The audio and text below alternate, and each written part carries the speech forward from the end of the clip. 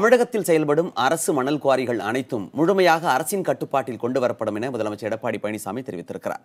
மதுரை ஆரப்பாளையத்தில் நடைபெற்ற அரசு விழாவில் கலந்து கொண்ட முதலமைச்சர் எடப்பாடி பழனிசாமி பல்வேறு திட்டங்களை தொடங்கி வைத்ததுடன் நலத்திட்ட உதவிகளையும் வழங்கினார். பின்னர் நிகழ்ச்சியில் பேசிய முதலமைச்சர் தமிழ் வளர்ச்சிக்காக ஜெயலலிதா காலத்தில் எடுக்கப்பட்ட நடவடிக்கைகளை விளக்கினார். மணல் குவாரிகள் முழுமையாக அரசின் கட்டுப்பாட்டில் கொண்டு வரப்படும் என்று அறிவித்த முதலமைச்சர் 3 ஆண்டுகளில் மணல் அள்ளுவதே முற்றாக நிறுத்தப்படும் என்றும் கூறினார். மக்களின் துயரத்தை போக்கி என்ற காவியமாக இன்றைக்கு தமிழ்நாடு அரசின் மூலமாக பல்வேறு மணல் குவாரிகள் செயல்பட்டு வருகின்றன.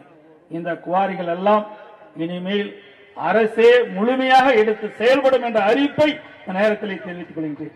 லோடு கான்ட்ராக்ட், அதை மணலை லாரிகளில் நிரப்புவது, அதே போல ஸ்டாக் யார்டு மணலை சேமிக்க கிடங்கு, இரண்டையும் இனிமேல் அரசினுடைய மேற்பார்வையிலே எடுத்து செயல்படுத்தப்படும் என்ற அறிவிப்பை தருகின்றேன்.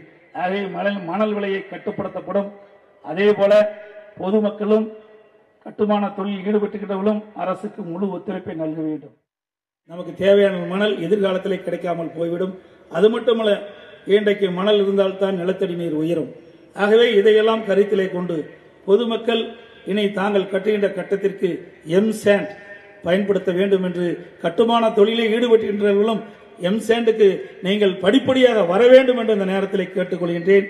மேலும் 2-3 ஆண்டுகளிலே முழுமையாக மணல் நிறுத்தப்படும் என்பதையும் இந்த நேரத்தில் தெரிவித்துக் கொள்கின்றேன்.